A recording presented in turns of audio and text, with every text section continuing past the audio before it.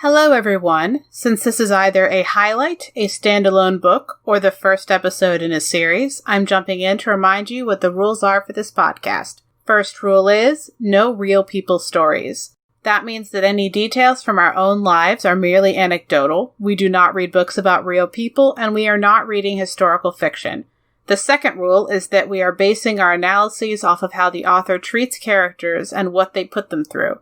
We are not judging the accuracy of the trauma, the accuracy of any actual conditions that may be portrayed, nor the authenticity of a character's reaction to that trauma or that particular condition. This podcast is for entertainment purposes only. The hosts are not trained professionals, and their opinions come solely from personal experience. In this episode, we discuss fictional depictions of trauma and violence that may not be suitable for all audiences. Please take care of yourselves. Specific content warnings for each episode can be found in the show notes. Events in the media are discussed in approximate order of escalation. This episode contains spoilers.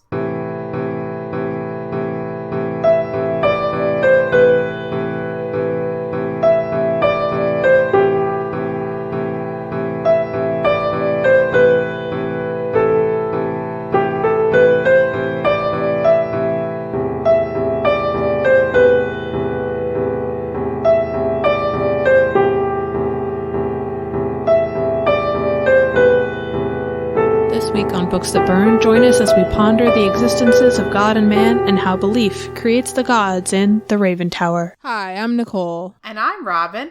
And this fortnight on Books That Burn, we have a guest. Please introduce yourself. Hello, thanks for having me. My name's Andrew McGuire from the Be Nostalgic podcast. Excellent. And we'll have links to that in the show notes.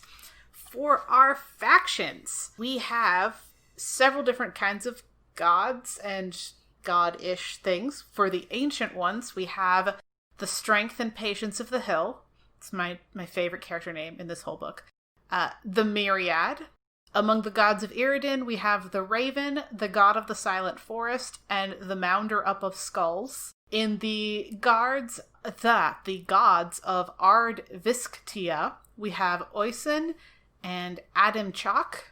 In the gods of the Tell, we have Stalker. The gods of Zula, we have the snake, and among the other gods of the north, we have the drowned one, the mother of owls, and the fox with red eyes. Then, we also have a bunch of humans. We have Eolo, Mowat, the raven's Lease, Lord Habal, Lord Radaha, Lord Dira of Owenda, Tikaz, Oskel, Okim, Dupesu, Iru, Giset, and Siat. My jaw moving for words I don't usually have to say.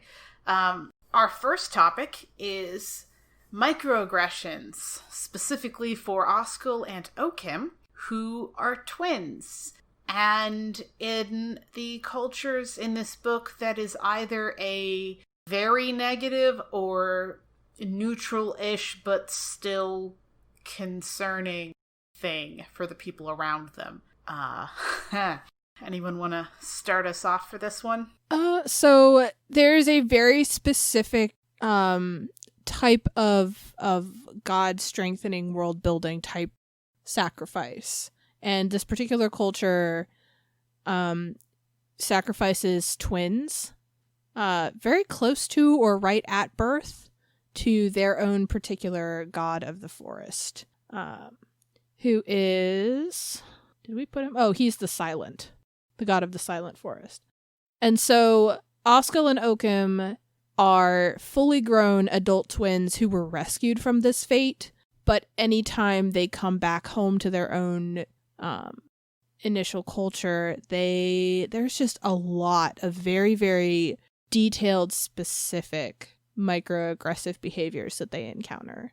And it's very intentionally dictated. Like, it's not subtle on the narrative's part, even if it's subtle on individual characters' parts. And we have it's a little bit of a long quote, but I think I'm going to say it here because it kind of is the foundation for all the rest of the microaggressions we're going to discuss with them. Also, the book is narrated by a single character, but since it sometimes follows a second character, that means that sometimes it's in second person.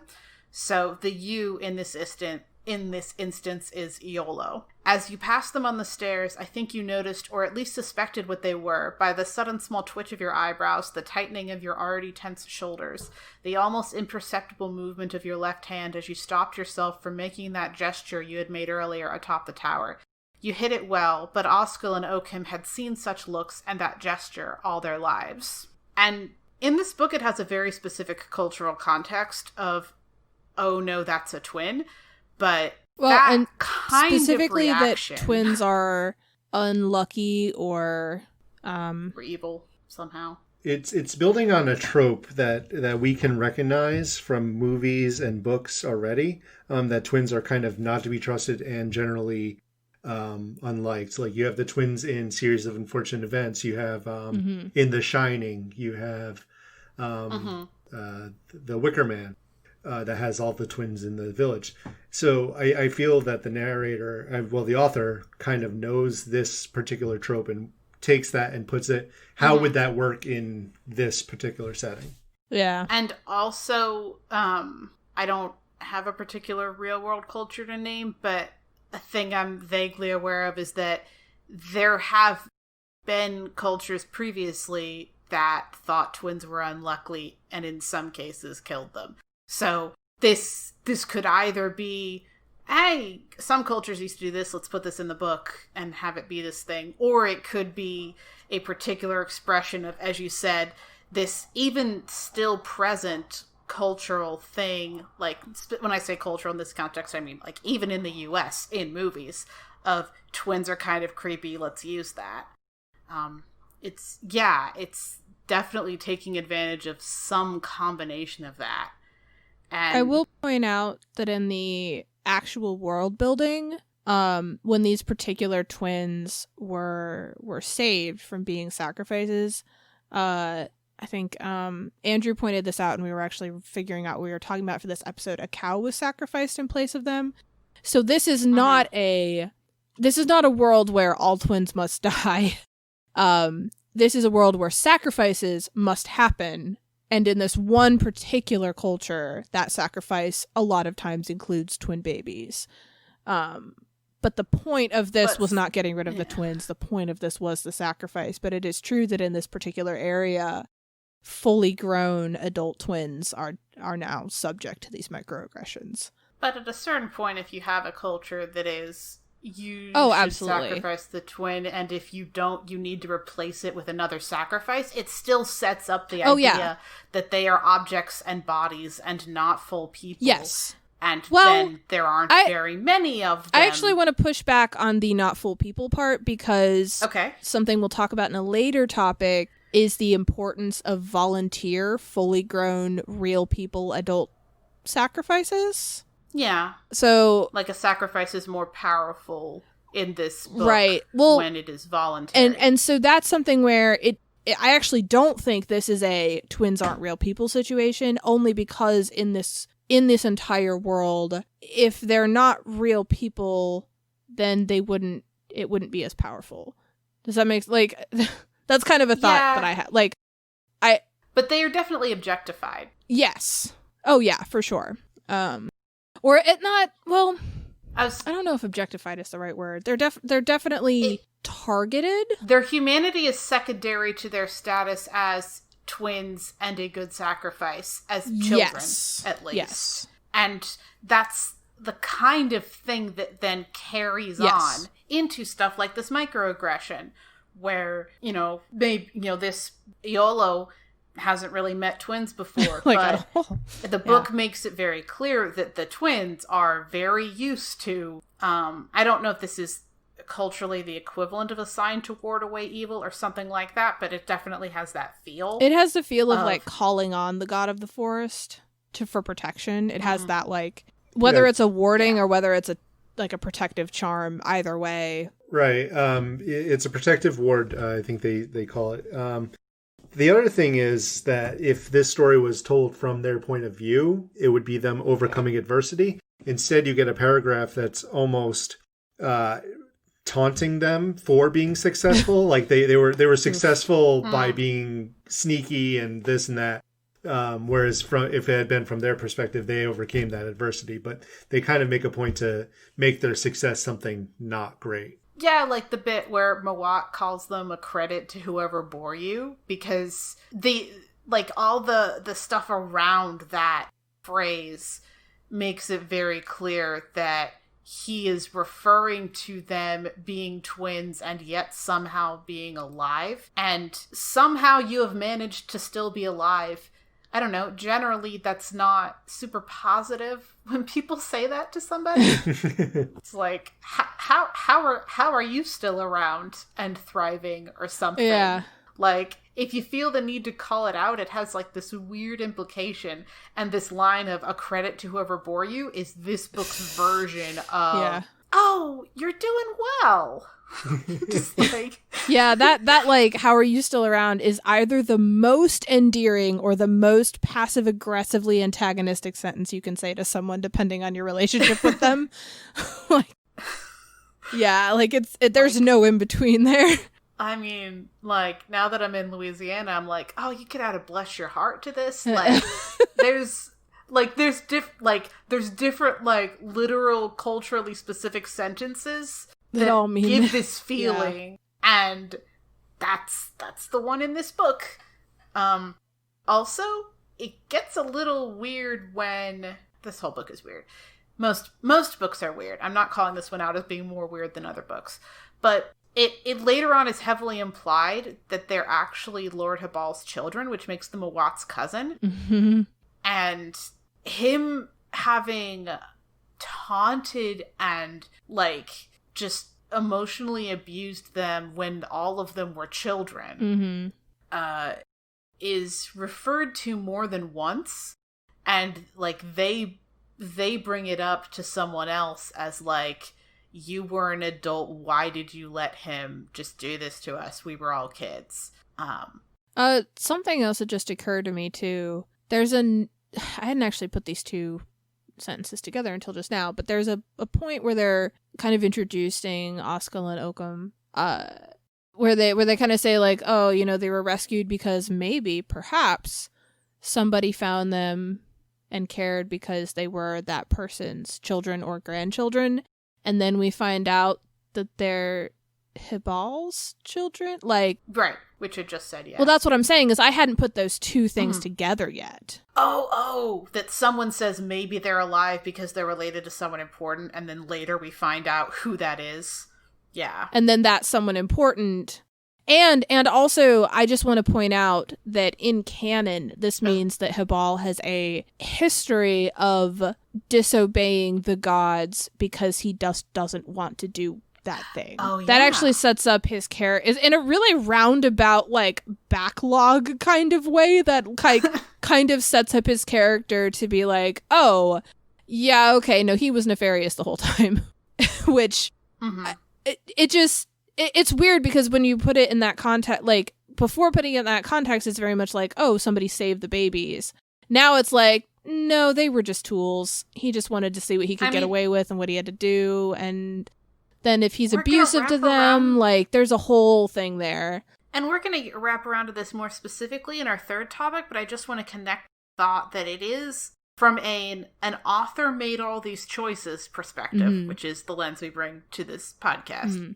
It is a little bit odd to have the saved the baby from sacrifices and didn't want to keep having a bunch of people who commit suicide so that their kid can take their place and will kill themselves later for this god.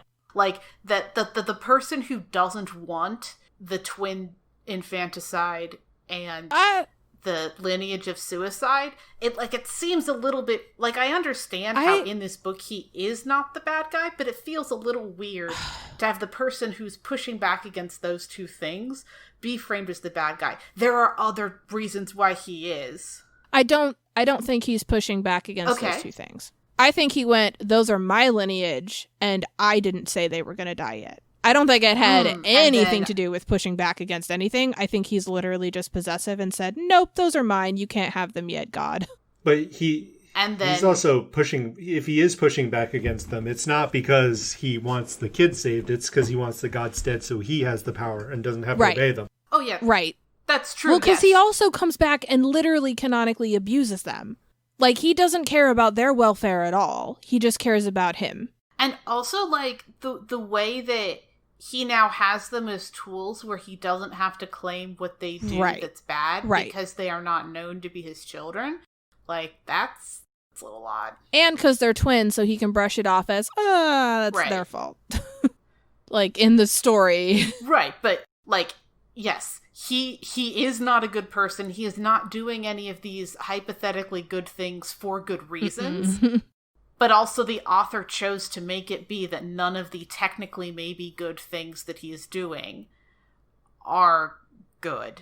And, like, that's a choice. Yeah. Which is what I meant. Yeah. No, yes, definitely. I just wanted to kind of point out that I think it... Oh, he's not doing them for good reasons. I think it matters that this isn't some campaign against...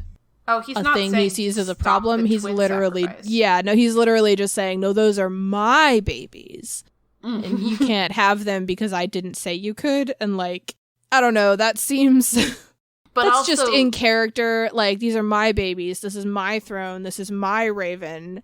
This is my power. This is my children. Like, but not so far as to actually claim responsibility for them. Oh, he doesn't want responsibility. He just wants the power. When you're after that power, you don't take those consequences, Robin. Like, you just want the power. It's very much in canon. I do appreciate that he's not just, as you were saying, like, he's doing things that could be perceived, especially from a reader perspective, as being positive. But that's actually, I don't know, that seems very true to life. Like, there's very few people who sit around cackling evilly like, I will be the bad guy.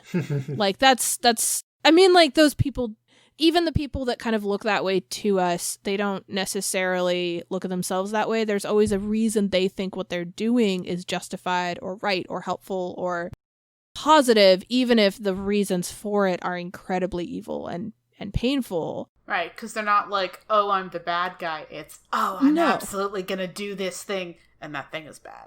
Right.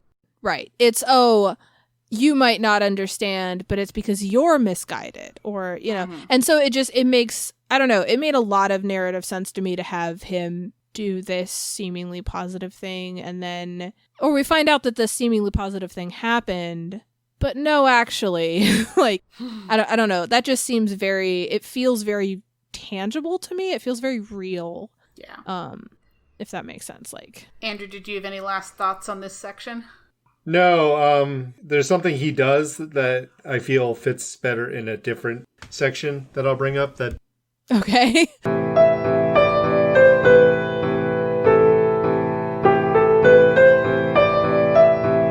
For Eolo and Dissociation and Dysphoria. So first, I think we need to address what it does to read a book in second person.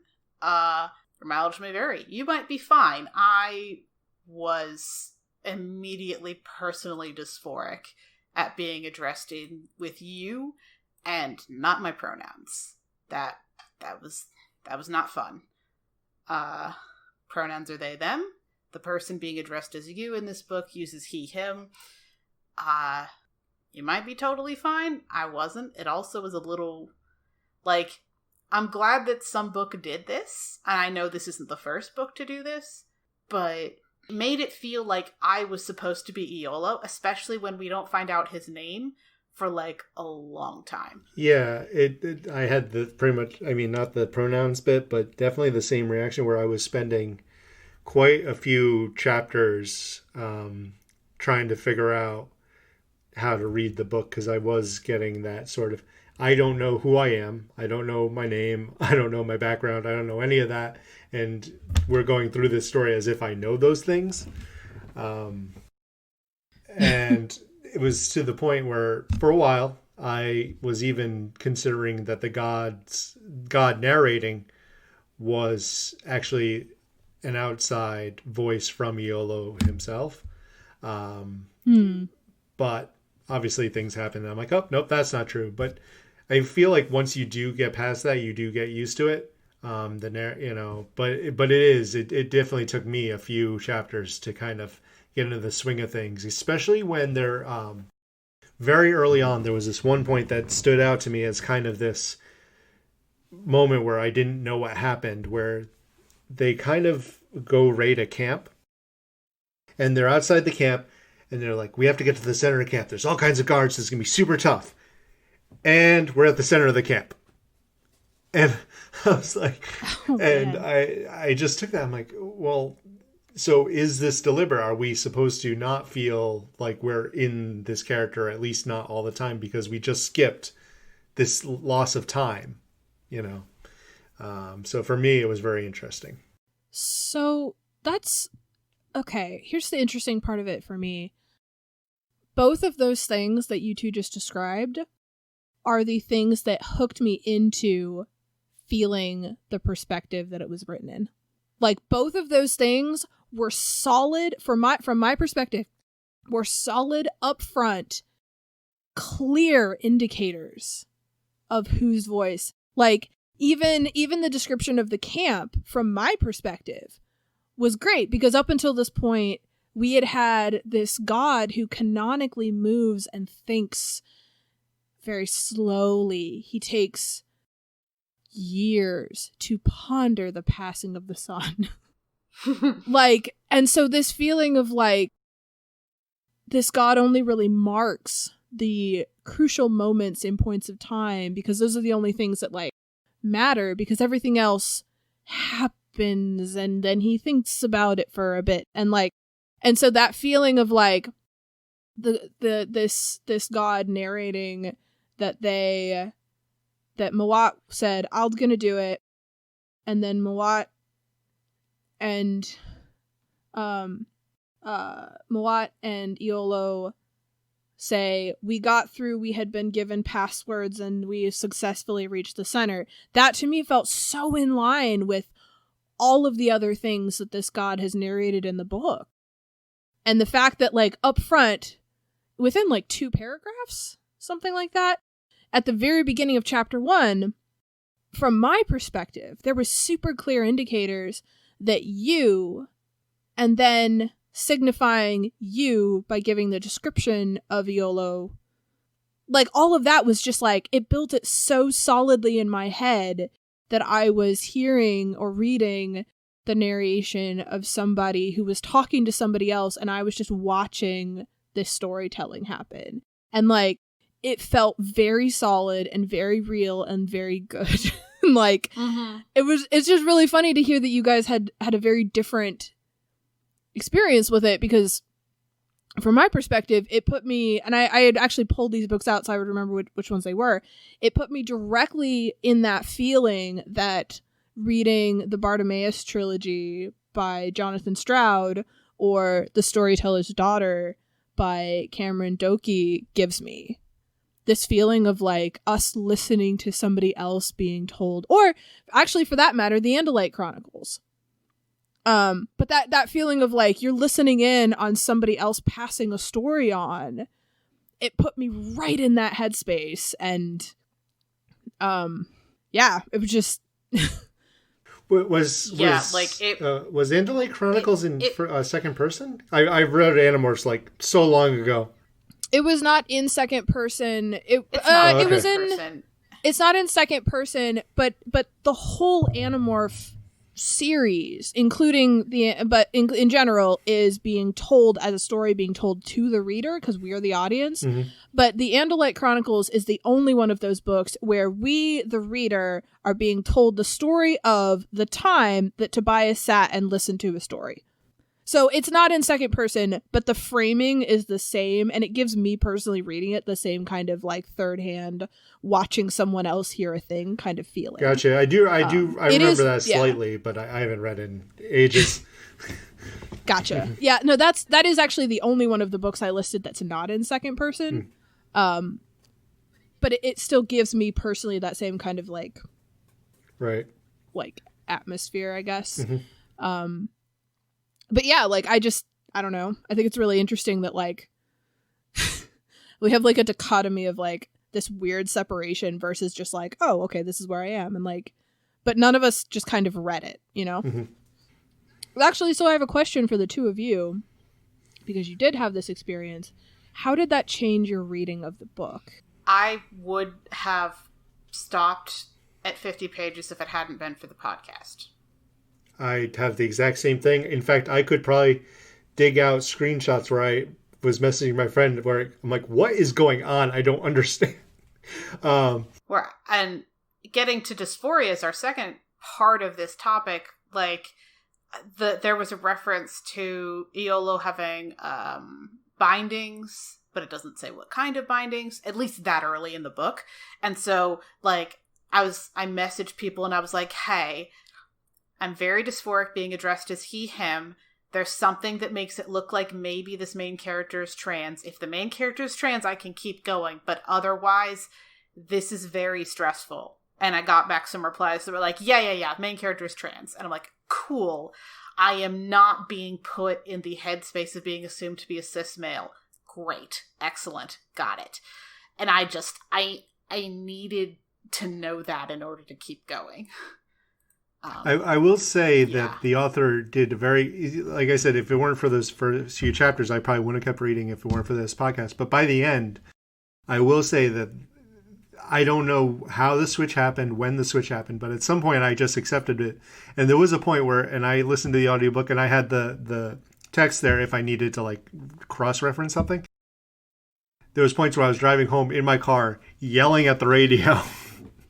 And I'm like, why are you doing this to me? Oh no. Mala, why don't you believe me? Like, I didn't do this. Yeah, I feel like... Mala, I'm not lying. Why are you upset? See, that's one of those things where... I Andrew, this might not be the thing for you, but like... I know with Robin, like the misgendering is a thing, but like for me, I think the fact that I have no emotional connection to any pronouns or gender of any kind, and I just kind of find the whole concept just like frustrating, I guess, because I'm supposed to care and I just don't care.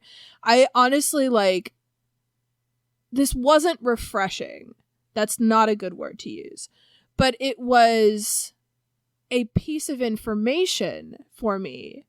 It didn't feel personal.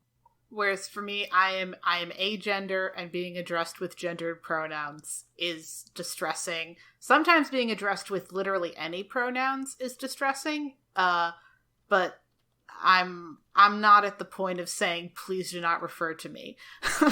That's not where I am. But like having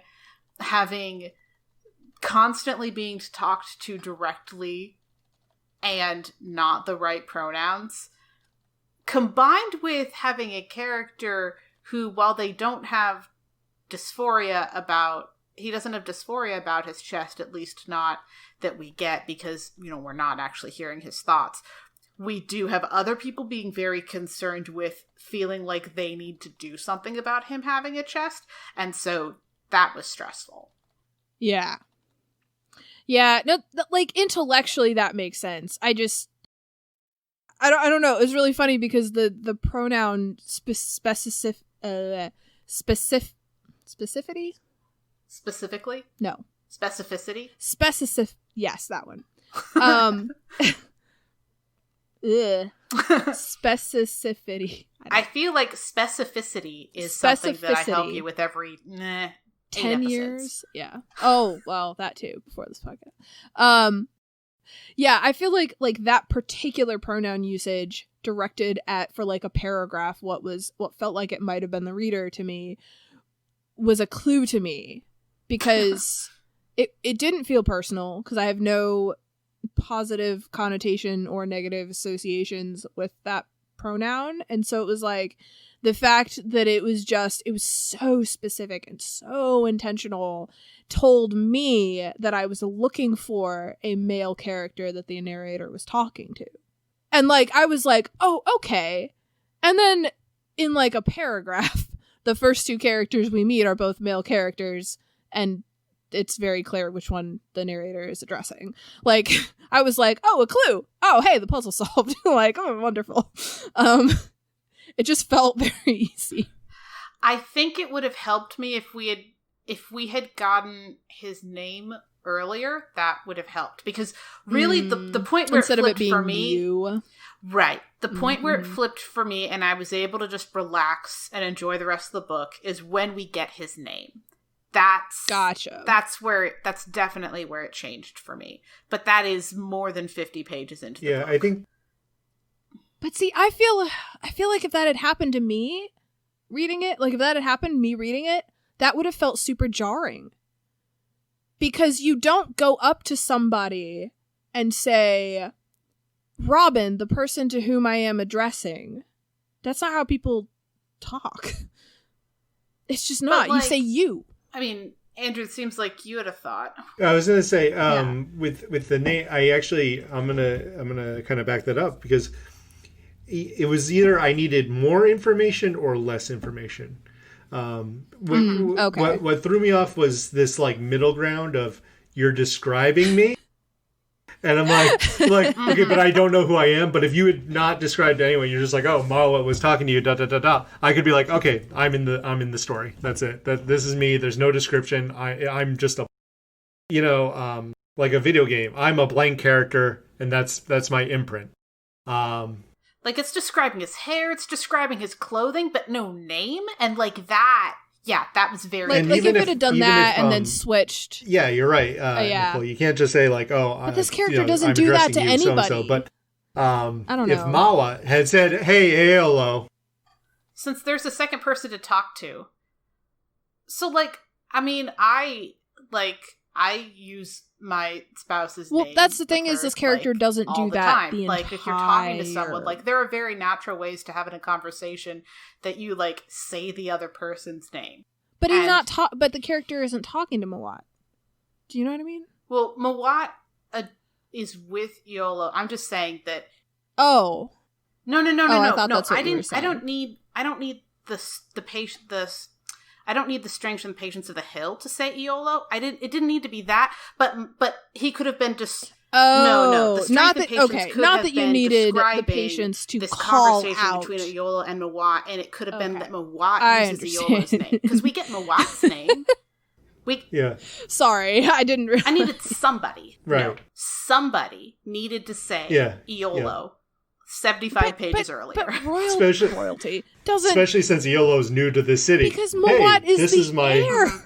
Assistant Eolo. This makes total sense to me. Right. No, I understand. But we get Mawat's name and we didn't get Eolo's. No, I know. I know. But that's what I'm just saying is, like, it's just really funny to me that this particular book choice... But remember, like, 100% the author worked for made me. a choice. Yes, there are book did not work choices for that either of you two. But... That's just... That's interesting. Oh, I'm not saying it's just you at all. I'm not saying it's just the two of you either. Yeah, no, absolutely. I'm glad we have Andrew on this episode, because then I have backup of, like, it's not just me, it's not just gender dysphoria. This is yeah.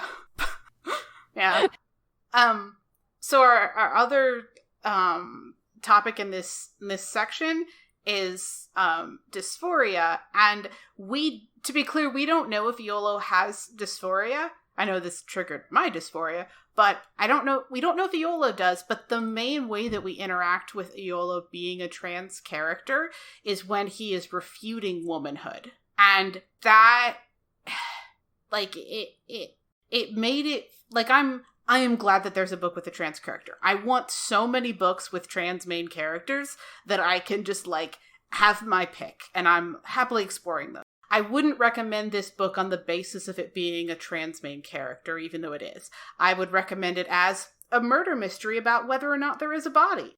Like,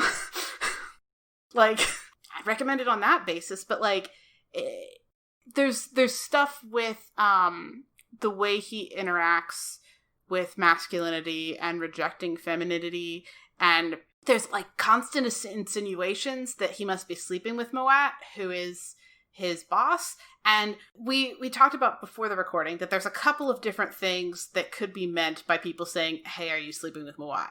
Because of the way they say it. And Nicole thinks, and I do agree, that some of these people had each of these reasons and not everybody had the same reason. So it could be homophobic of, hey, are you a guy sleeping with your boss, a guy? Or a combination of transphobic and misogynistic, like not seeing him as male, you must just have this job because of your body. Or classist, because there are a bunch of people who comment on his accent and how he's a farmer. And so that means that you have this kind of like steady stream of people being like, why are you here? Are you sure you're allowed to be here? Does your boss just want to sleep with you? Like, we think he should sleep with somebody because, like, he needs an heir. But, like, are you the one? Are you the one he's sleeping with? And especially combined with we need him to have an heir, that tilts a little bit more towards the transphobia plus misogyny, which, like, not seeing Eolo as male. And, like, you absolutely, trans man can and do be pregnant and have kids, but, like, it feels like this objectification that canonically other female characters experience of, or canonically female characters experience of, someone saying, my dad wants me to sleep with Eolo because Eolo needs to have a kid. And so then my dad wants me to sleep with Mawat because Mawat needs to have a kid. So then Eolo being placed in this same kind of, are you sleeping with him?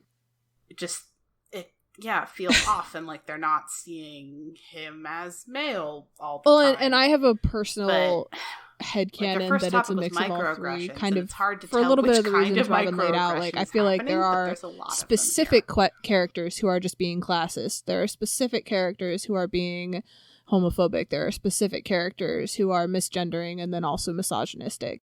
And I actually, in a weird way, like, as someone who is AFAB, it didn't feel good to read.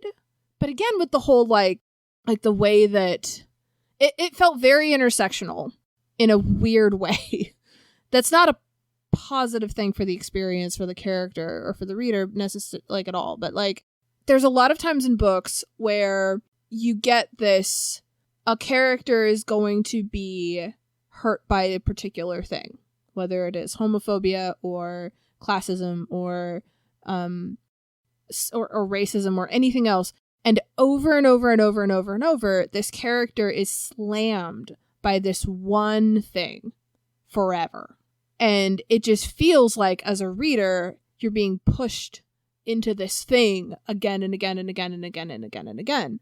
In this book, I didn't get this feeling. Even though the same narrative of "are you sleeping with your boss" is used over and over and over, the fact that the characters felt like they had different reasons to ask that question, different negative, bad, bigoted reasons, but different reasons to ask the same question. And it was kind of, to me at least, it made sense as, like, different reasons they're asking the same question. It made it feel less like the author was trying to show us how much trauma the character was facing, and it felt more real and more tangible.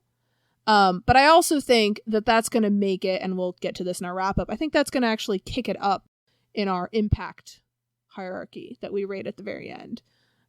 Because it feels extremely realistic. Oh yeah, this felt realistic. Mm-hmm. So I'm just going to add this real quick, just as a straight, white, cis male. I'm going to be talking from a point of privilege, and I'm aware of this. I'm going to tell y'all, I didn't catch any of that. And in the middle, when they kind of, like, officially just come out and say, like, okay, he's trans, I kind of went, oh, okay, well, it didn't define his character the whole time, so that's fine. Let's keep going. Yeah, the first time he goes to sleep, there's a reference to him loosening the bindings. There was, but you know what? I was like, oh, he's a warrior. It's a wound. There is also binding binders. It's binders. The and word binding is not a trans for a specific. Yeah, this is true, and that's part of why. No, it's not trans only, but, like, for no, me, that makes sense. Oh, please. I just do want to point out that, like, I also initially read it as warrior binding on clothing and armor. And then we got to the trans part and I went, okay, well, yeah, okay, of course you are. But that, I didn't connect binding to being trans either. Yeah. No. But Andrew, you were saying that, like, for you, him being trans came as a surprise. Yeah, but it wasn't like a negative surprise for me. It was just like, oh. But it did, once I found that out, kind of rework some of the things that they had been saying throughout. Like I never really read into the, I don't know, are you sleeping with it? But they always kind of kept saying, like, talking around that, like, oh, you need to calm him down the only way you can. You can fight into the advisor. And I was just like, is he charismatic? I don't know. Is he the only one he listens to? Yeah. I mean, like, it is definitely that, but yeah, all these people who, I guess that's true, I hadn't thought about that, all these people who he doesn't know, who are like, calm him down the way you can. To be fair, Eolo is also canonically confused by that, at least as far as the patient is concerned. Yeah, they're definitely like, yeah, because they probably assume that he has been sleeping with Mawat, and so clearly if he's still alive and Mawat tolerates him, that he must calm him down by sleeping with him or something. Like, yeah, that fits. Yeah. Alright. Go ahead and hit stop.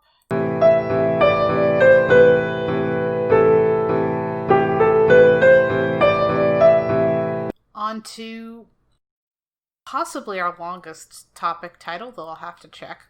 Advocated suicide as honorable volunteer sacrifice. Kind of a lengthy, by Fallout Boy kind of topic going on here. Yeah. So what we mean is, in case you did not read the book, but are partaking in the episode anyway, welcome. So in the book, there's this thing called there's a god called the Raven, and there's this person that is the Raven's Lease. And so the Raven's Lease has power and prestige as part of being the voice of the Raven. And then there's a literal bird that's a raven that the god is in, and I'm fuzzy on exactly what is supposed to trigger this particular action on the part of the human involved, but the human who is the Raven's Lease is supposed to die in exchange for this power. So they rule for a while, and then they have to die. And what do you mean by triggering the action? So is it just because the Raven's Lease I think they're supposed to die coinciding with the new bird and the egg being born? They're supposed to die before the bird is born, before the new mouth is born. Okay, right. They're supposed to. So the old voice, the Raven, dies of old age. The instrument dies of whatever. Yeah, I'm assuming mostly the time old age, being pulled apart by housing a god. And there's a new egg. And there's a new egg. So in between the time when the old instrument dies and the new instrument is born, the old Lease. The old Lease has to die, has to kill themselves, not be killed by somebody else, not die by disease, not run away. They can't live. They need to die, and the new Lease has to be invested on the seat. Yes. There we go. Thank you. So yeah, that's the order. So but bird dies first, then person, then other person's installed, then new bird. So the timing is driven by the life cycle of the bird. Yes. So the Raven's Lease in this case is Mawat's father, and Mawat bringing Eolo and returning to his home is prompted by the news that the bird has died. The egg is going to hatch in this particular time because I guess of how it always works. And so he needs to appear, And when he gets there, his uncle is there and is the Lease, and that's not supposed to happen. And so Mawat spends most of the book saying, my father must be dead because there's no way he would be alive and not done the duty of killing himself. And to the point that very late in the book, when it indeed turns out that his father is alive and chained in the basement, basically. Okay, so trigger warning for like the terms that were used against this person vis-a-vis suicide. Mawat tells his father basically that there was enough water to drown himself in and that he should have done it, and heavily in that moment either calls him a coward or heavily implies it. Throughout the book, when he thinks that his father must be dead, one of the implications is there's no way he would be enough of a coward to still be alive and not have done his duty. So it creates this weird thing where, like, it's supposed to be a voluntary sacrifice, and Mawat is, like, so devoted to this idea because him growing up to then be the Lease himself, to then in his time die, is so part of like his identity and his personality and his conception of his father that he can't believe that his father would potentially be so cowardly as to not die. Which is that's a hell of a stance. Yeah. And I want to reiterate that we don't judge how characters react, but we talk about the author making the choice to have this be the system. Thoughts about this as a system? It seems that the Raven either was very cocky or trying to be merciful by, instead of calling on like hundreds of sacrifices, said, you know what, one sacrifice will be enough. So it seems like he's trying to be merciful. So on that, oh, good. This is gonna. But it is definitely implied that he's a thing. But I want to say real quick that when they're searching for the father, literally everyone says we couldn't find him, and they all know there's a place that literally no one checked, and that just bugged me the entire book.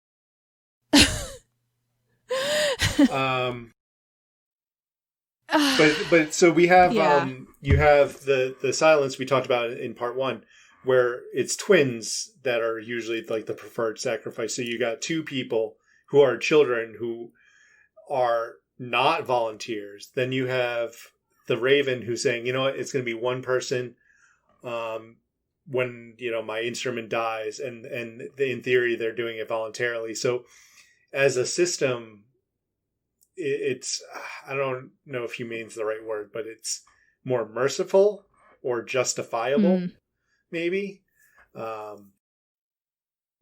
In world, in justifiable, yeah. In context, yeah. I mean, well, that is the funny thing is, like you mentioned, like everyone knows there's this place. Mawat also knows about that place. Mm-hmm. So, like, I mean, Mawat knows there's a place he could be. Like, that's a thing that everybody knows, right? Mawat grew up there, would have known just as much, was the heir, was expected. Has been up, we assume, to where the Raven's Nest is before, so based off of comments by the other characters. Mawat knows.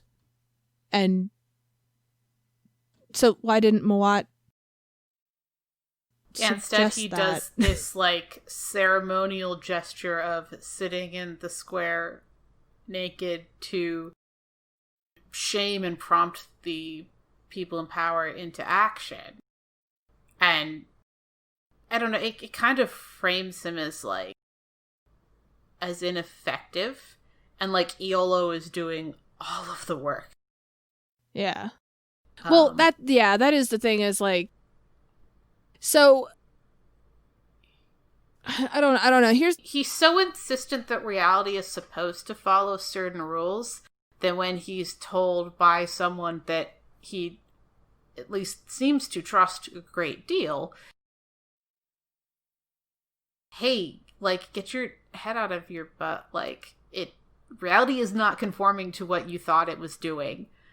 Please listen to me. This is what's happening. We have an answer. His response is to try and kill him. Yeah. And it's especially disconcerting for in a section where it's with second-person pronouns being described as you, having a description of what felt like getting attacked and choked. That was not fun. Referring back to our previous topic. Right. And it's all because he lionizes sacrifice and suicide, which is, again, in World what they do, to the point where they keep bringing up, and they believe in it wholeheartedly, and I guess technically we know it's true in World. It's canonical that it works. They keep bringing up this prisoner who had nothing but, like a rusty something, and killed himself even though he was shackled. Mm-hmm. So if he could do it, why couldn't, the Raven's Lease, who was in theory trained his whole life to do it? Well, but has he trained his whole life to do it? So we don't know how much training he had, but he has at least spent his entire life with the expectation that he would eventually be the Raven's Lease, and then actually being the Raven's Lease with the expectation that when this thing happened in the life cycle of the bird, he's supposed to die. And there is a point at which he is starving to death in the basement, because he is. He's starving to death in the basement, and if he had killed himself in World, it would have done something positive, or at least culturally expected and assumed to be a good thing, which is giving the sacrifice to the Raven. And there is a way in which he is choosing to die by starvation rather than choosing to die in a way that fulfills his obligation on time. Now, we don't have enough description to know whether logistically he actually could have made it to the water and drowned himself, but Mawad, at least, is convinced that he could have and should have. And, like, his last words to his father, before he goes back upstairs and then later the father dies, are like, you should have killed yourself. Right, so what happens here in this... And it is foreshadowed. And I think one of the things I admit, I don't know if I mentioned on the podcast, but I know we talked about it off mic, but is I was running on this theory that the gods weren't actually a thing for a while until I think it was kind of proven that they were. And one of the things I had as evidence was Hybel sitting on the throne without any ramifications. And what... That was something that threw me too. Yeah, but I guess what it actually was is that the Raven is too weak to actually stop him, is kind of what's implied. Right. So even if he had fulfilled his obligation, I don't think it would have changed the outcome.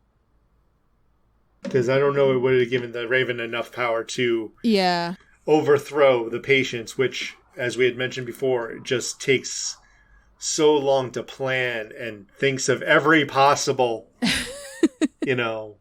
outcome. And that's why they're able to do what they do.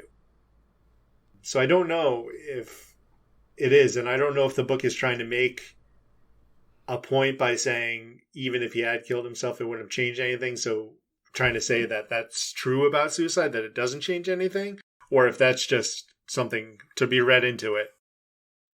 It's also hard to know if it's trying to make any kind of broader point about suicide, because if it is, most of what the book says explicitly seems to be harmful to someone who might have suicidal ideation. That's why it's like that. It's only in that last few chapters that argument could be made, because the rest of it is very much, yay! I don't think that... Okay, so the I thing that read I'm going it to check for differently. really quick is whether it starts out with here's a number for suicide hotline, and I do not see anything about that in the book. I mean, that if you put that in print, that is subject to change. I wouldn't assume they would. Yeah, I would check the author website or publisher site based on the book for that kind of a thing, because that's more ephemeral and can be updated as things change. I have seen that at least in the book, but like there's no sort of statement of like there are options, you know, even something as simple as like look up the number, like there are advocates, like hotlines like that are not a fix-all, but there's no statement leading into the book warning that it has heavy themes around suicide. And it is becoming more popular, but is not yet ubiquitous for books to have content warnings in them. But this is one where let this be your content warning for the book. It spends a long time talking about suicide as this positive, desirable thing, admittedly in this fantasy context. But it's doing that, and it waits until the very end. Yeah. And even when it gets to the very end, the message is he died anyway because he was being murdered via starvation, and so if he had actually committed suicide, it probably would have been pointless. Alternatively, if he had committed suicide, the power might have gone to the strength and patience of the hill instead. Potentially. So it would have not gone to the thing that he intended for it to be to power or be attributed to. It just and even the gods are given the same treatment of sacrifice and suicide is good by all the lesser gods giving their power to Oisin, who is this is true. So even them, they're given that sort of lionization of that. And the strength and patience of the hill, who does not want to die for Oisin, does not try to warn these minor gods that maybe they shouldn't do this. Like Myriad is the one going around and saying, hey, minor gods are disappearing, maybe try not to pledge yourself too much, have constraints or something. Like, Myriad doesn't, at least on the level of gods, doesn't think that gods should kill themselves for other gods. Like, the strength and patience of the hill kills it more than one other god, and then by the end of the book treats the raven as one more the god that it killed, and powers that with stealing what ought to have been the raven's sacrifice. Like, I feel unequipped to untangle all of the very complicated messaging that this book has, because it is somewhere in between advocating suicide in a particular circumstance with the very necessary caveat of this is not a real world circumstance, and not really seeming worried about how this message could affect readers. And that's why this is our third topic, even though we don't necessarily have quite as many nuanced things to say about it, is because this is the most severe thing in the book. Especially in a book written with, like, second person for a lot of it. Like... Yeah, it's a pretty intense message. And it is so convoluted because you don't know what to take away from it. And maybe the point is that there isn't a message. They were just writing a story without really thinking about what it meant. So, I mean, I have an alternate theory, maybe. Okay. I think that the authors might have settled on sacrifice, then went, blood is better than something being given that cannot be taken back in the same form is worth more than something that is given that can be taken back. Like, if you cut a flower and you put it on the altar, you can pick up that flower and walk away with it and it's still a flower. if you put blood on the altar, you can't put that blood back in your veins. And then willing sacrifice amps up the power because it does. Mm-hmm. And then they settled on, okay, well, if giving life that you can't get back and giving things up willingly are the most powerful things, then of course, like, active willing participant suicide is the most powerful force here by sentient creatures. Like, of course it is, because that's the natural conclusion to that. But then I think that possibly the conundrum with, like, well, why didn't the Raven God stop him? I think that's actually the answer is because the patient was stealing the Raven God's power.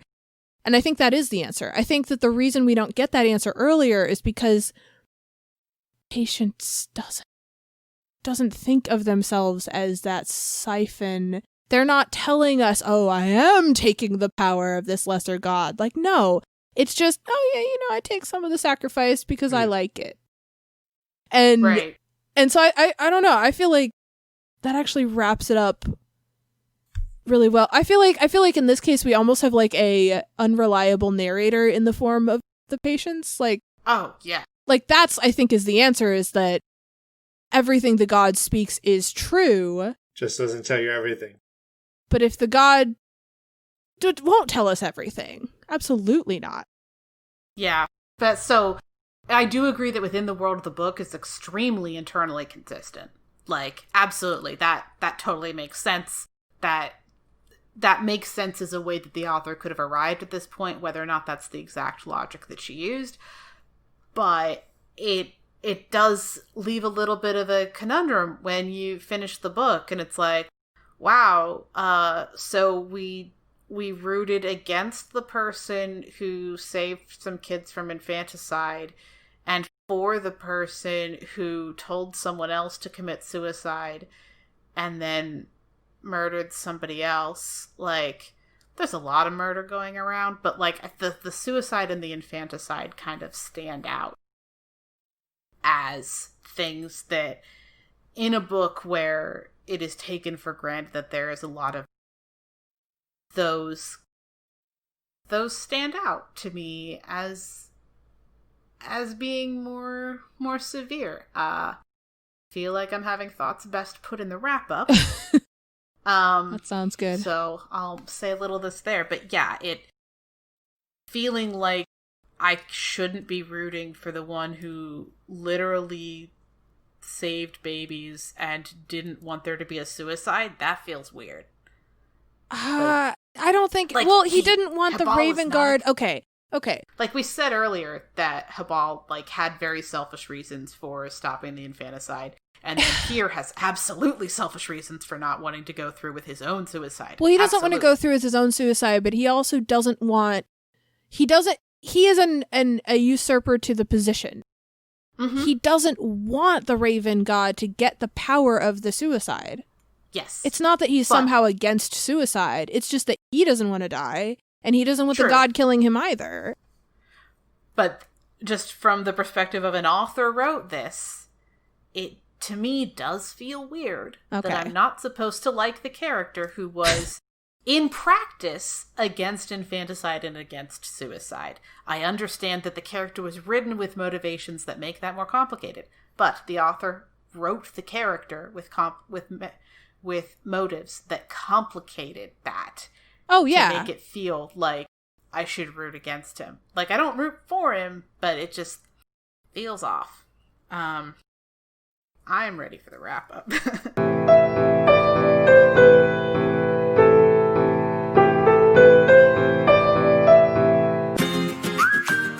Hey everyone, I'm Andrie. And I'm Mariah. And we're the hosts of Pretty Nice, the weekly podcast where we talk anything and everything. Like horoscopes, why rain is the worst, our favorite Broadway musicals, the best songs of all time, embarrassing Facebook photos, elevator etiquette, breakfast revolutions, and a whole bunch of other nonsense. If you love a podcast that feels like you're kicking back with your BFFs or just hanging out and chatting with friends, Pretty Nice is for you. You can check us out on Apple Podcasts, Stitcher, Spotify, Google Podcasts, Buzzsprout, or your preferred podcatcher. We're also online at prettynicepodcast.com, on Instagram at prettynicepodcast, Twitter at prettynicepod, and Facebook at prettynicepodcast. Bye! Bye! On to the wrap-up and ratings. Alright, so our topics, we got microaggressions, dysphoria, and advocated suicide. For the gratuity rating for microaggressions. Alright, so this is definitely on screen. From there. Yes. So, how do we feel about a paragraph that explains exactly why this is bad?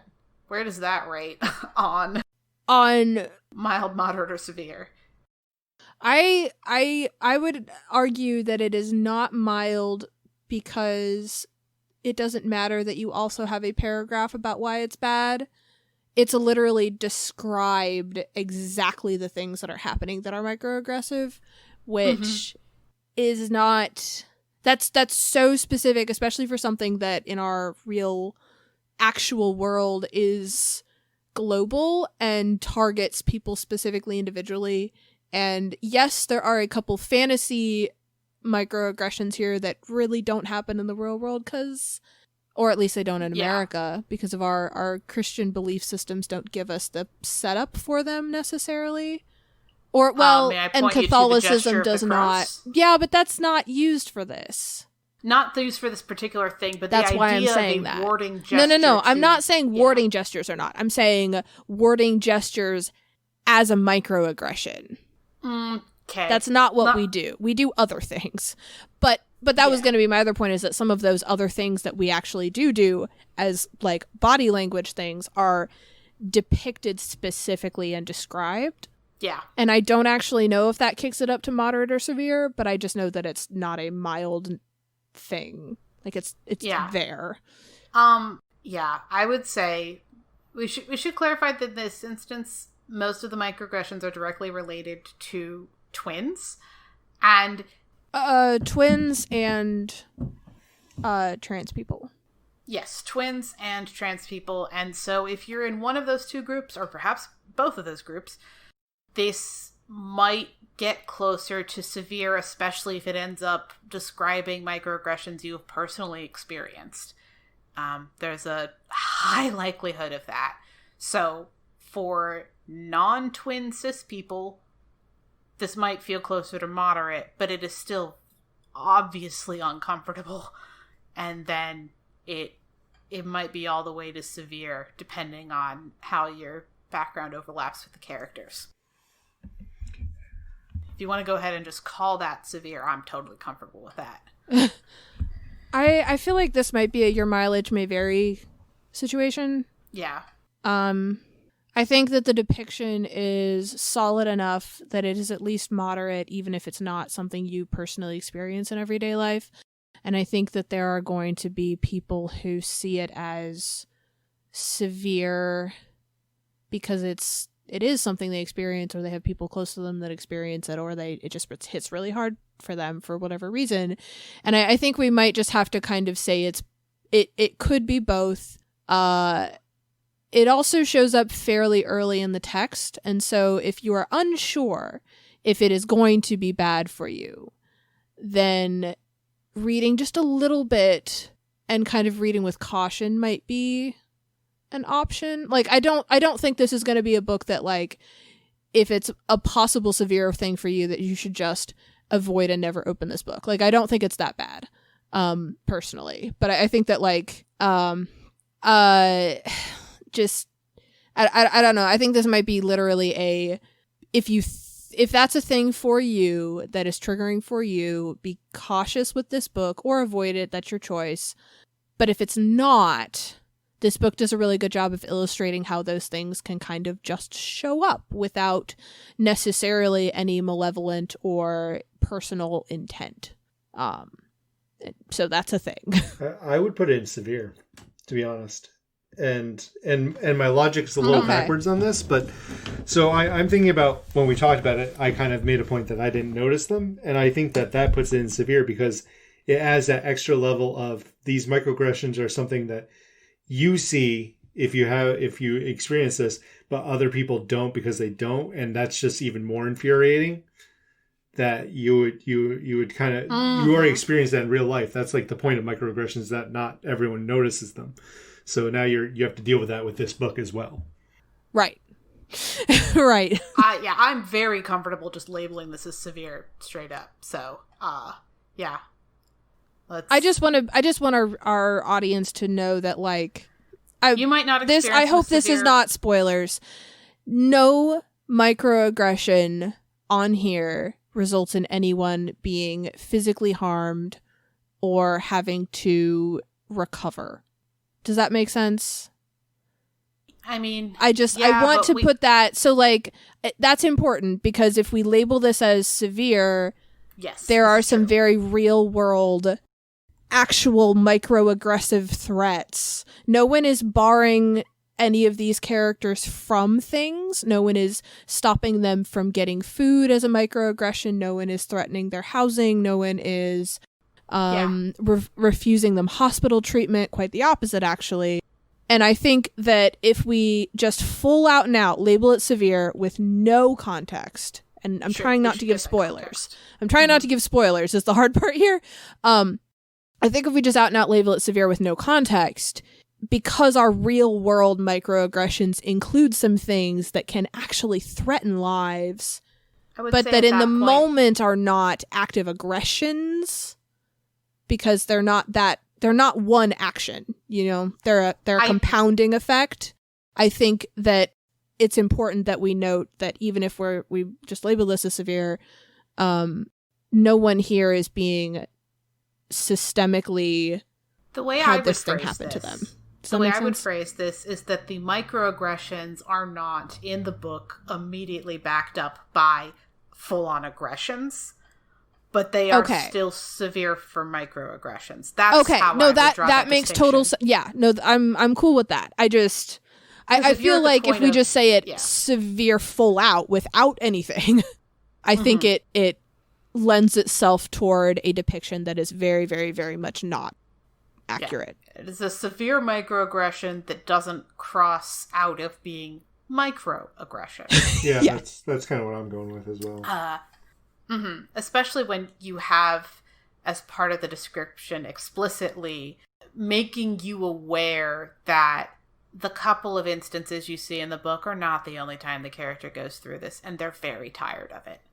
Oh, yeah. Oh, and they explicitly call that out. Yes. Which is wonderful. I did appreciate that, but it is definitely severe as a microaggression. All right. Dysphoria. Okay, so I'm not even going to weigh in on this. You two can handle this one, because as we talked about in the segment, this felt fine. I didn't get this at all. I was fine. Yeah. So for the first one, Andrew didn't get it. For this one, you didn't get it. For Dissociation and Dysphoria. Because I think we do have members of our audience who jump straight to the wrap-up. Part of what's happening in this book is that it is large portions of it are written in second person, and it takes a very long time before we get the name associated with the character who is addressed in second person. And that created, for Andrew and myself, this feeling of, oh no, am I the character? Who am I? And then that was the dissociation. And then for me, it had this additional level of dysphoria of, those are not my pronouns. This is not okay. Those are not my pronouns. And Andrew, you want to weigh in with your thoughts on this one? I would say it's moderate. Because the caveat that once you get over it, you're over it. So I don't want to say it's severe. But we both had this idea that if it wasn't for this podcast, we both would have stopped reading it. I do have to say it starts severe, but I don't know if you average it out across the book, if you can call that. But we don't usually. We don't care about averages because so many traumas happen in one chapter or one scene or one page. But this is, to be fair, so even if this is a trauma that's like for the first half or whatever, I would say because this is the narrative, it's throughout the entire book. But I would say moderate. So I also average that out because Nicole, you said you weren't affected at all. So this is something some people won't take at all, and some people will just be not willing to read it at all. It gave me this idea that I was going to be reading like a choose your own adventure book, and I never got the choice. Oh. And no. I knew it wasn't though. It's just a weird, you're in the adventure now, bucko. But because I knew it wasn't, and that I knew that choice was never come, it was that kind of extra thing. Like, it's like when the bass doesn't drop in a song, you're like, when's it gonna happen? Yeah, and as I said in the main section for this, I was fine once we learned Eolo's name, but it's like somewhere after the 50-page mark of when we get the name of this character. And for me, most of the discomfort would have been alleviated if I had known the start from the jump. So, for anyone partaking in this podcast, the character's name is Eolo, and if that helps you be able to read this book, that's his name. His name is Eolo. Eolo is the one being addressed in like 90% of the story. So, if that helps you, there it is. It's not a spoiler. It's not some big reveal. It's just that no one addresses him by his name for a really long time. He's literally in the opening scene. Yeah, it's not some big reveal. So yeah, I'm very comfortable with moderate because it was the kind of uncomfortable where it wasn't like I'm hurt. It was like I'm only dealing with this because we're recording this for a podcast. Like, I would have been like, I don't need this. I don't need this today. I don't need this week if I had just been reading this book normally. For our third topic, which we're calling advocated suicide, I think this is severe. Are there any nays? Yep. No. No, this is definitely severe. It gets more severe if you have any experiences with suicidal tendencies or thoughts or even attempts previously, like just anything related to suicide, or even other people in your lives who have lost themselves to suicide. Like, this is a book where systemically, culturally, magically, suicide is an advocated and somewhat encouraged thing. And that is all I'm going to say about it. It is not set up. Actually, no, I have one more thought that I need to say. In this book, it is not set up as a trauma. It is set up as a triumph. So, yes, very much severe. And if you have any problems or concerns with reading a book like that, don't read this one. Yeah, I mean, I agree. End of thoughts. It's hard with this one because we don't want to give any more details, both for spoiler reasons and also for potentially causing someone harm listening reasons. So, right. For this next thing, is it integral, interchangeable, or irrelevant? For each of these, I want to hear Andrew's thought first, and then Nicole and I will weigh in after. So for microaggressions, where would you place this one? I would... Hold on, let me look at the little words that you used. I would. So we have interchangeable, integral, and irrelevant. I wouldn't say it's irrelevant because what's going on with Eolo forms a lot of why he is so driven as he is and why he is. I might say it's interchangeable, that he could have been pushed down for some other reason as a kid and been similar, because I don't... And the twins. And the twins, too. Yeah. Oh, right. For and microaggressions. The twins, I would say it's a little more integral because it's part of the overall sacrifice narrative. And also why they're looked down upon and everything else, and also why they're distrusted, and again why they act the way they do, and why other characters interact with them the way they do. So I think it's a lot harder to take that out. Mm-hmm.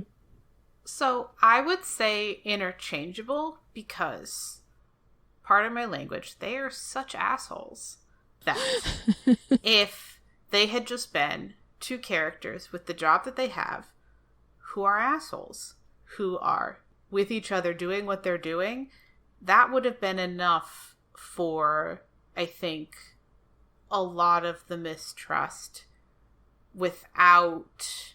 I say interchangeable because I do agree that it contributes to this thing of sacrifice. Mm-hmm. And this theme of it in the book, so I don't think it's irrelevant, but I don't think it had to be that people hated them for being twins. I don't think it had to be that. It probably should have been something. I agree. I think interchangeable because, Andrew, I think you kind of hit the nail on the head with the fact that them as characters and the actions that they cause on screen are absolutely necessary. Oh, they had to do what they do. They did. Like, them as people had to be there, had to do what they did, had to be in the narrative. I think if we were saying, is their character interchangeable, irrelevant, or integral, they're definitely integral. But the question here being the trauma that surrounds their character, how is that with the narrative? And I think that it is for both characters. I think it is. I would like to back Robin up on it being interchangeable because I fully agree that there needs to be something to motivate and to explain both of sets of people that we're talking about. Let's be real. Maybe this is best just phrased as there needed to be microaggressions, but they didn't need to be for these reasons. Because there's a particular here's the thing. Weight so for and the uncomfortableness that happens from microaggressions. There is, but here's my I think see, this is where it's like it's hard because we technically have two sets. We have two circumstances that are happening that have microaggressions attached, and it's hard because I actually feel like they might need two different ratings or two different that's fine feelings here. So I'm like thinking through this as I talk. Hold on. So I've lost her name. Who's our primary character being talked to? What's his name? There's the Strength and Patience of the Hill. And there's the Myriad. Being talked to, Eolo? Who is Eolo? Thank you. Oh. I completely blanked on his name. So I think with microaggressions against Eolo, I think they are interchangeable because they, as we had kind of talked about, there is, for some people, this microaggression includes misgendering. But even for the people who are misgendering him, that comes with a side dose of misogyny. There are other people who are who are hinting at things, but then their reasoning is classist. There are other people who are hinting at things and their reason is potentially homophobic. And I think that Eolo's contributions to the story are essential. But that Eolo didn't actually have to be the subject of those microaggressions. I don't actually, you know what, as I'm talking about it more, I'm starting to think that Eolo's experiencing of the microaggressions was irrelevant because there are other ways to show that a character, I don't know if this is considered a spoiler, there are other ways to show that a character is who they are without them suffering microaggressions for it. And I think that the microaggressions that he suffers have very much nothing to do with the actual story. I think that they are purely just there to highlight this character. And I think that this character's experience in the world matters, but it doesn't matter for plot reasons. So I think that Eolo's experiencing of microaggressions is irrelevant. And I think that the twins' microaggression experiences are interchangeable because, as Robin stated, these characters could have been terrible for so many reasons that did not have to be a lifetime of microaggressive bullying. Yeah. So I think that this trauma, depending on which character you're talking about, is either irrelevant or interchangeable. So, now that we've said that. That was a really long way of... Yeah. Sorry, I just didn't totally know where I was going until I got through it. Because I changed my mind halfway through as I said it out loud and went, wait a second. We didn't need this. So, Andrew, do you have a counter to defend the position of them being integral, or have they persuade you? I think I had the Either way is same fine. divide, just one step higher. I think I said interchangeable and integral. I'll move down to irrelevant and interchangeable. I mean, I feel like saying interchangeable makes sense as a whole. Yeah. With the caveat that Eolos might be irrelevant. Yeah. Well, and we, to be fair, when we set up this topic, we did start with the twins, and then I said, hey, Eolo too. So focusing on them also does make sense. And, I mean, that puts a little bit more towards it being irrelevant, because, hey, Eolo too isn't usually how we feel about a topic that is, for example, integral. Right. Exactly. It's not usually, and also, ooh. Like, yeah, no, usually it's much more, like, solid and clear than that. Yeah. All right. I'm okay with that. Dysphoria, what do you think? Again, Do you I'm think not weighing in on this at all. Okay. Because I didn't even experience it. So, for dysphoria around the character, and then dissociation and dysphoria as a reader. Hey, Andrew, how do you feel? Did we have to go through this? I think by the end... Both of you came up with solutions in our topic of ways it could have been avoided. I just want to point out. But I mean, as saying like his name and such earlier, I think seemed to have been the big caveat to fixing the trauma itself. But as a narrative choice to have it in second person as someone telling a story... I think Nicole brought up the End-of-Light Chronicle, a few stories, but like the End-of-Light Chronicles where it's you're witnessing a story being told. I think that does kind of make this the second person choice makes sense in this context, and I don't think you could have written the same story the way it was written if you did it different. So I would have to say that is integral, because if you didn't tell it that way, you would have had to write the whole story in a completely different way. I would also like to throw out really quick. Now, granted, in the End-of-Light Chronicles, we are literally witnessing a story being told to somebody else, and we're given the framing for that. But I did talk about two other books, and I wanted to really quick just say what they did that was different. The Storyteller's Daughter has a prologue where we, as the reader, are given that context. It's just handed to us. And in the Bartimaeus, I guess now series, because they have 4, it's not a trilogy anymore. We are specifically the intended audience, and almost every single chapter and in between every lines, the narrator gives us context and literally talks to us as the reader and specifies they're talking to the reader and gives footnotes that give reader context that everyone in the world would know, but we aren't in the world. And that's another way to do this. Yeah. I just want to say all 3 books I listed have 3 totally different ways of handling the same setup. So in Bartimaeus, the point is that I am me and I'm reading this book, and the narrator in this book knows that I'm reading this book. So this it was confusing because I wasn't sure if it was that or not, and it took a while for me to know if it was that. And I think that the setup that created a lot of that trauma perhaps was integral, but the half of it inflicted on the reader, to me at least, could have been abated by simply giving us his name earlier so that I had something to ground myself and not have this dissociation and not have this feeling of, oh, am I supposed to be in the book? What do I do? I don't want to go too far down this track, but I actually had said this to my friend, and this has to go with the skipping time and all this. I don't know anything about this author. I don't know if you've looked up anything about her.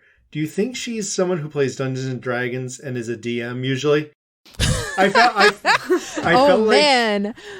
she was doing the DM parts then not putting the player parts in. And then not putting you know what? Actually, that I don't know anything about what this author does for fun. Don't really know anything about her. I don't know anything, but no, actually, that makes total sense.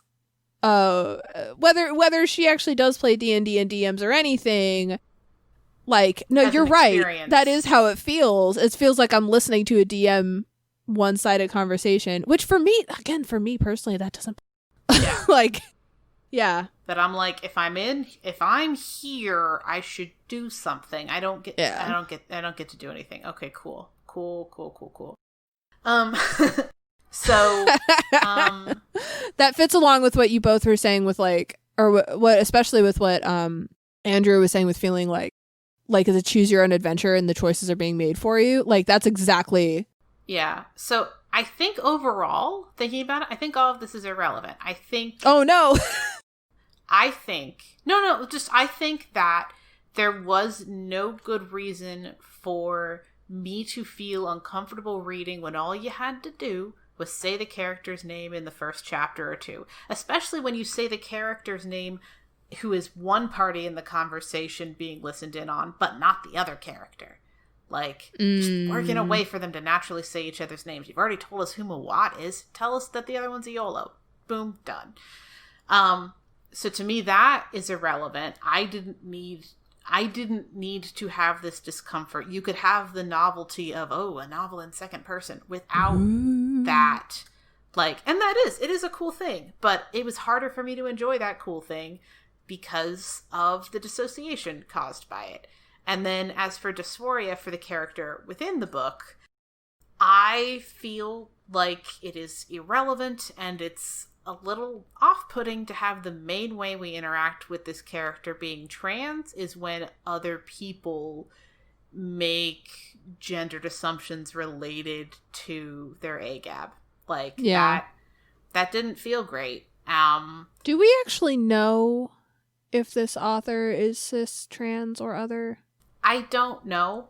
And I couldn't remember because we have a vetting process for our books that we end up deciding how to do. And then of our vetting process, we have literally hundreds of books that we just haven't decided to do yet.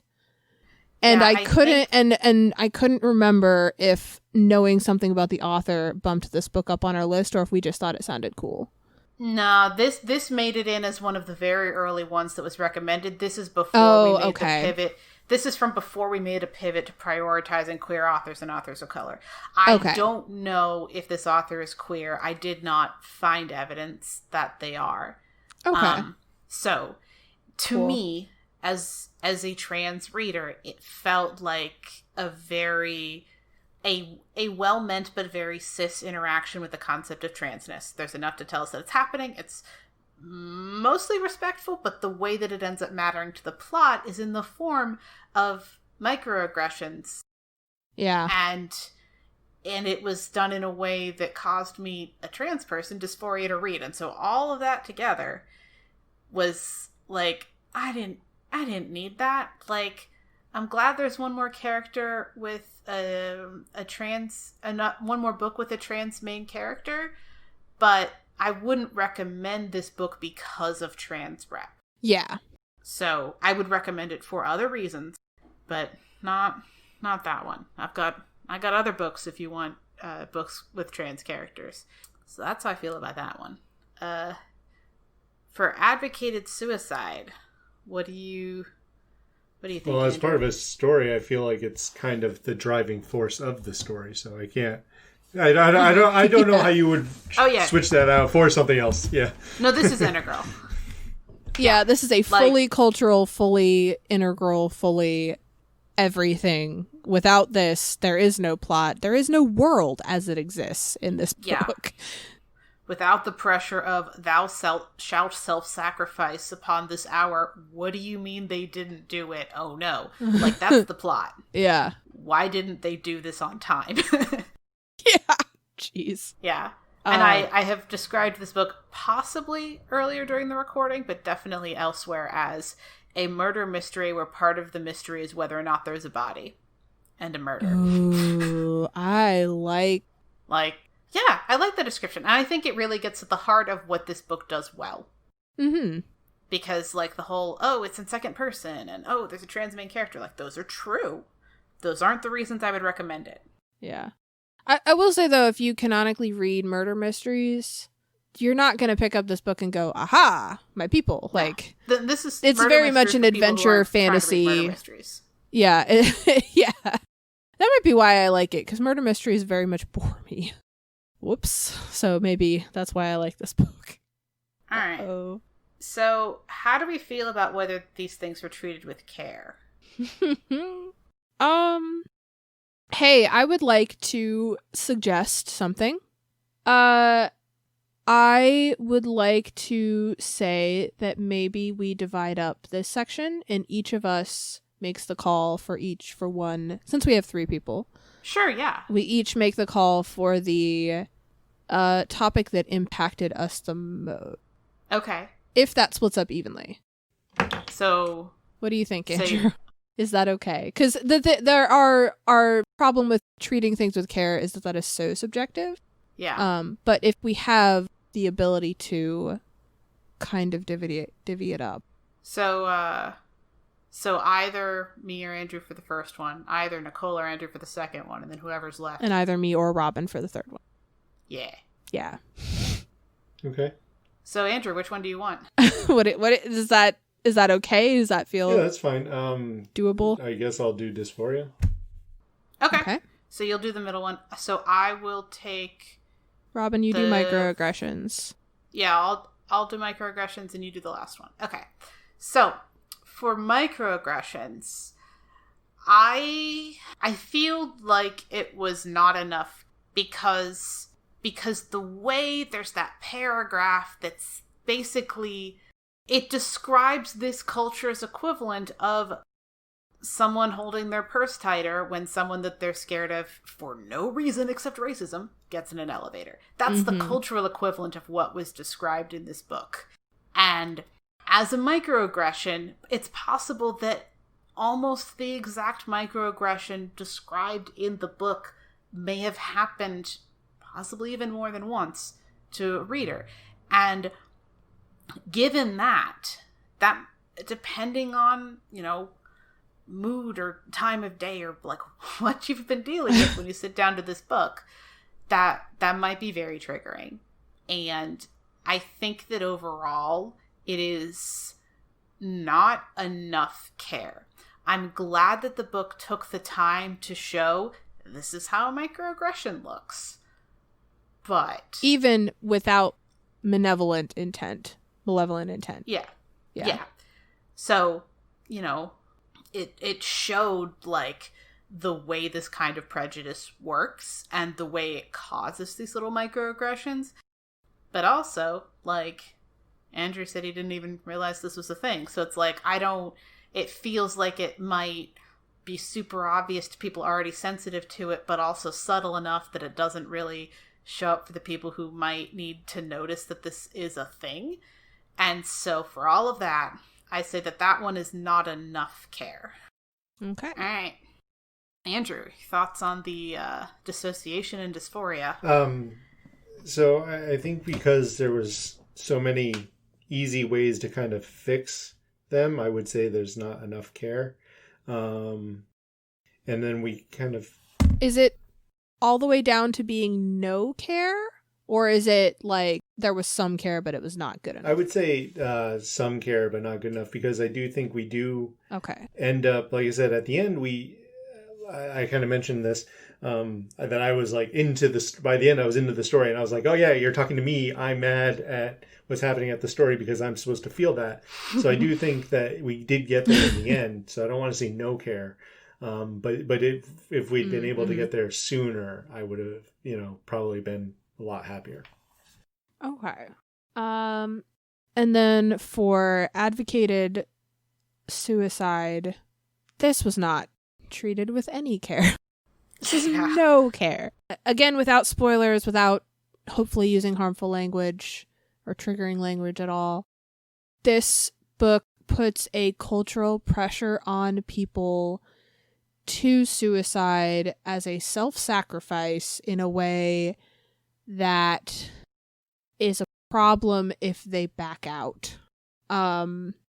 It's built into, quite literally, the fabric of the world that exists in this book. There is no way around it. There is no way out of it. There is no way. There aren't even pockets of hinted at places in this whole existence where there's another way.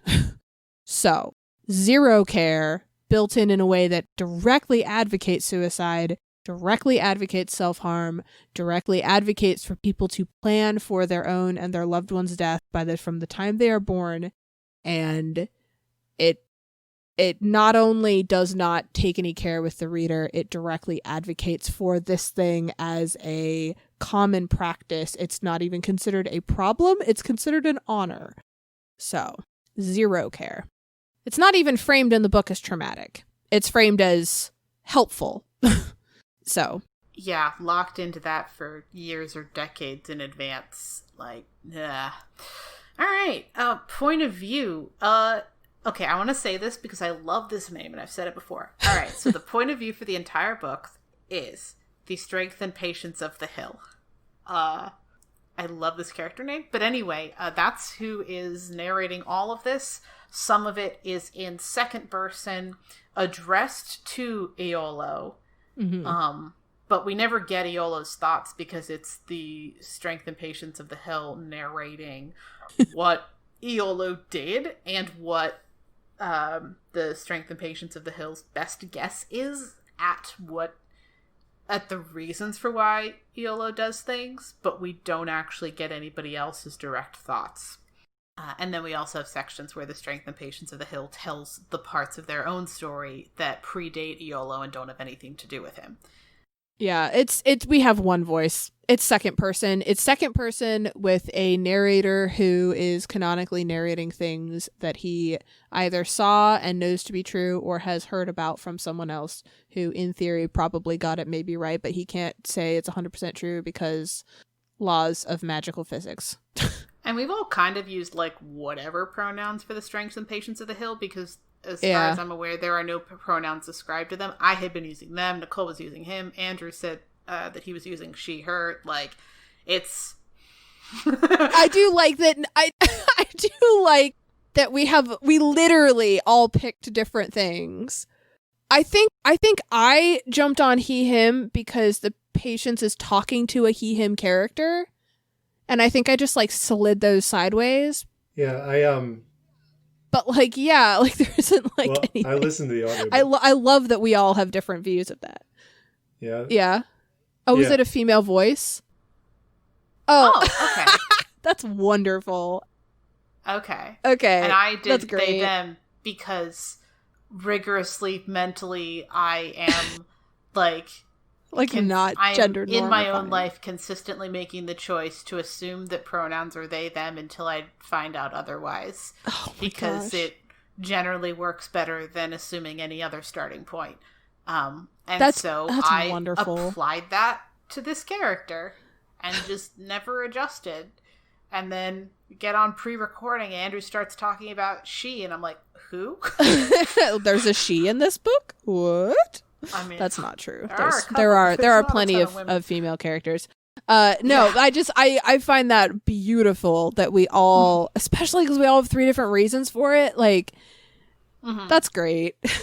Yeah. So, and as for Aftermath, the book ends rather abruptly. But anyway, well, I would argue that there really isn't any aftermath for anybody for anything because we're not in first person, and we're not in third person.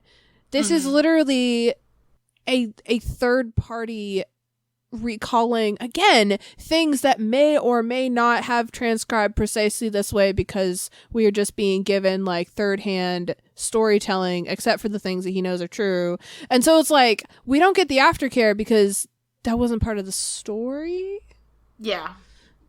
Like, aspiring writer tip. Oh, yeah, we didn't prep Andrew for this at all. Would you like us? I did describe it briefly. You did? Okay, yeah. Wonderful. So, either something that we think that could make a book like this better, or that we think it did well that we would like to see in other books. Either one. Aspiring writer tip: how to set up second person. Yeah. I mean, that is mine, unless Andrew has another one. No, I used to be a joke writer, so I don't know about writing narratives. But you are a reader. Yeah. So you do know about reading narratives. So you can talk about, like, we don't, like, you can talk about the reader experience on something or not having something. I think that's the exact one, the second person.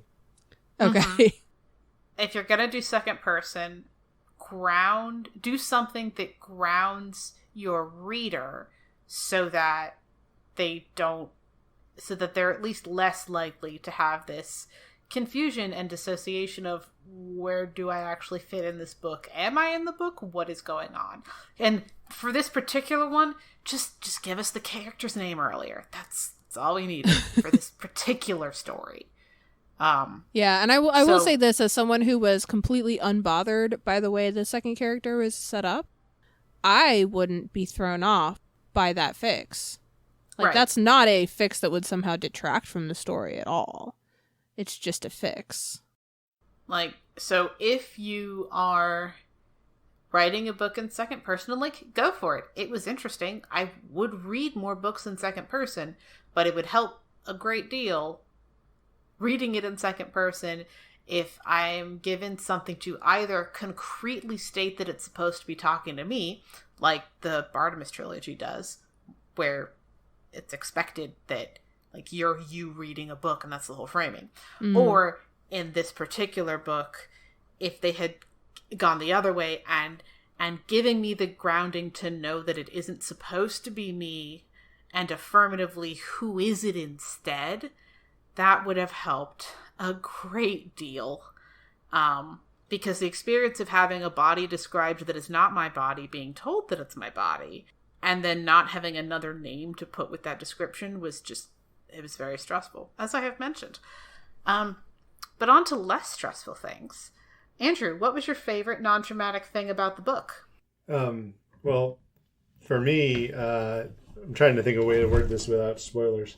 One of the characters, I'll word it this way. One of the characters escapes death by transforming the way everyone else views them.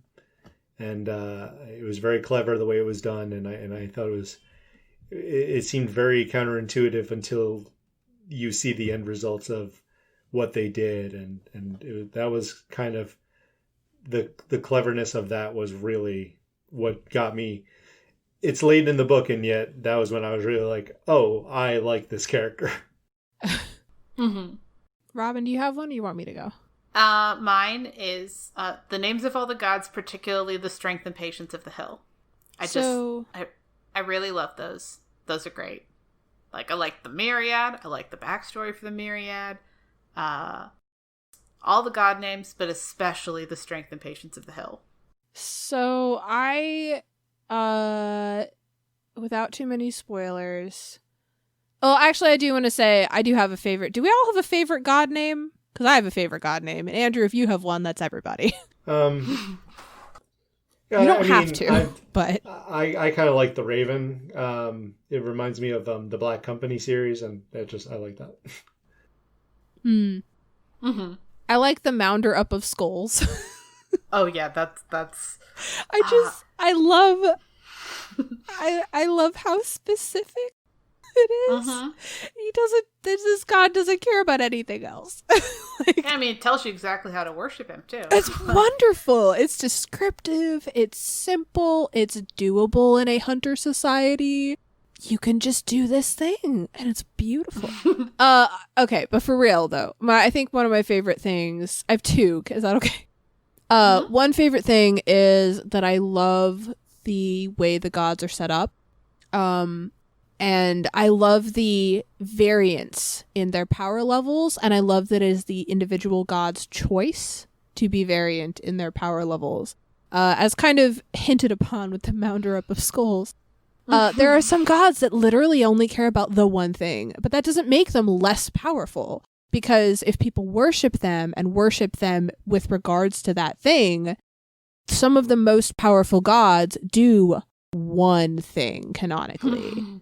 But there's also very powerful gods that have like precedence over, say, an entire woodland and everything that occurs in it.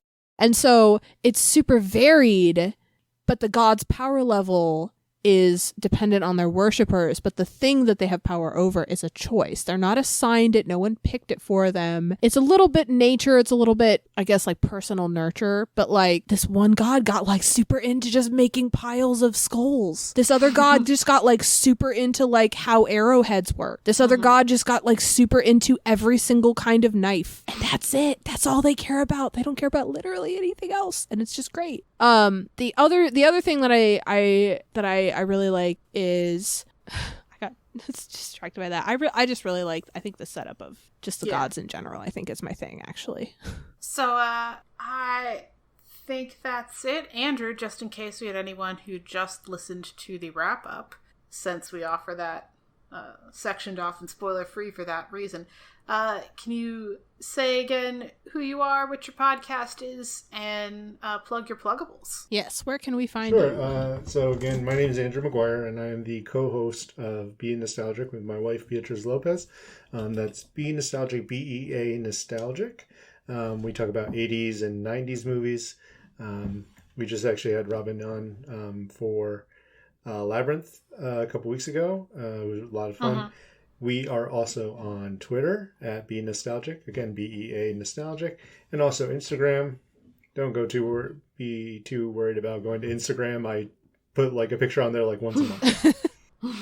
And if you're looking for my appearance in Labyrinth, that was back in the very end of August, because by the time this episode comes out, it will be December 2020.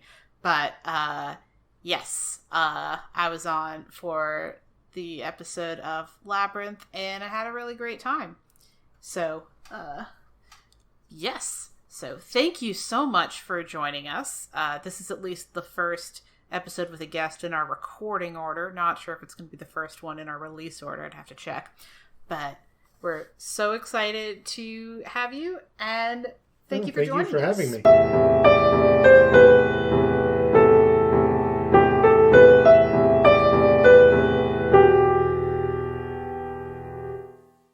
All music used in this podcast was created by Nicole as HeartBeatArt Co. and is used with permission. You can follow us on Twitter at Books That Burn, all one word. You can email us with questions, comments, or book recommendations at booksthatburn@yahoo.com. Support us on patreon.com/booksthatburn. All patrons get access to our upcoming book list and receive a one-time shout-out. You can leave us an iTunes review. This helps people to find the show. And find us on iTunes, Stitcher, Google Play, or wherever you get your podcasts. Thanks for listening. We'll be back in 2 weeks.